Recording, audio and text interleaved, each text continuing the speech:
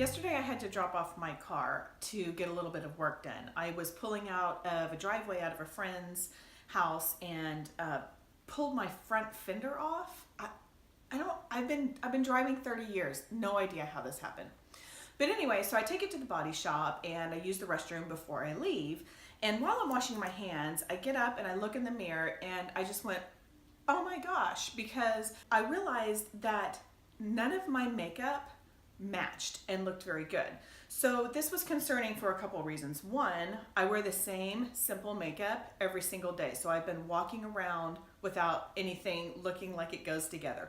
My eyes were kind of an orange shade and my cheeks were like a rosy pink, and then the lipstick just didn't even blend with either one of them. And that just really bothered me. Maybe that's vain, I don't know. But I thought, well, how have I not noticed this before? And I looked up and I noticed that the light bulbs there were these 3 light bulbs, and they were the bright white LED light bulbs that really just kind of shine this really, really white glow on you. The light bulbs in my bathroom are a softer white, they're a little more yellow, and everything there, it's just a little bit darker and it's a little bit softer, and that's why I had never noticed this difference. I had already known what verse I wanted to talk about today, but to use a really terrible pun, this lighting experience shed a new light in how I see the verse. Today's verse comes from Matthew 6:21, and it says, "For where your treasure is, there your heart will be also." The word treasure here comes from the Greek word thesaurus, which means a storehouse for precious things. I have to say it really slowly because otherwise if I say it fast it comes out as thesaurus, which coincidentally means a storehouse for synonyms. That's the root word of it. As we go through life, we create storehouses of precious things. The best example I have is of all of the painting and arts and crafts that my kids did in the preschool years, in the younger years, where they got their little pudgy hands or their feet and they're that big and they made a little reindeer out of it or something like that. Like, those are so precious to me. One of the things I have spent plenty of time on is creating a storehouse, a treasure of being healthy, and that process. I've spent so much time learning and researching and applying and exercising and this obsession about being healthy. I wanted to be healthy.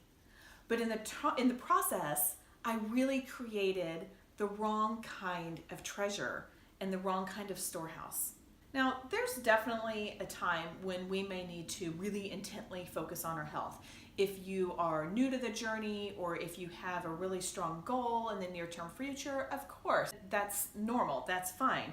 But when we add to our storehouse all of these little treasures without adding the big treasure, God, on top of that, that's when we start to have a problem. What are God treasures? Well, it's different for everyone, but I would say it's things like spending time with Him, reading His Word, praying, or being outside in His glory and nature, or maybe it's just taking the time to sit and breathe and be appreciative of the breath that He's given you for that day. And I don't want to forget about the last part of that verse, the part that says, for, where your treasure is, there will your heart be also. I did a little digging, and Strong's Concordance calls the heart several different things. It calls it the mind, character, inner self, will, intention, center. I want my heart centered on God, not centered on if I was over or under my protein count for the day, or if I checked off my 60 minutes of exercise for the day. I want my heart centered on God. Today I invite you to ask God to shed a new light on your treasures. Ask Him to pull out those bright white LED lights that don't let anything by, and reveal to you if you're creating a storehouse full of not enough pieces of God in it. Or maybe if you're putting too many other pieces in there and too many other things that aren't God-centered. If He does, allow Him to guide you in the process. I'm sure He still wants you focused on your health. I know He does. And honoring your temple. But it might look a little bit different.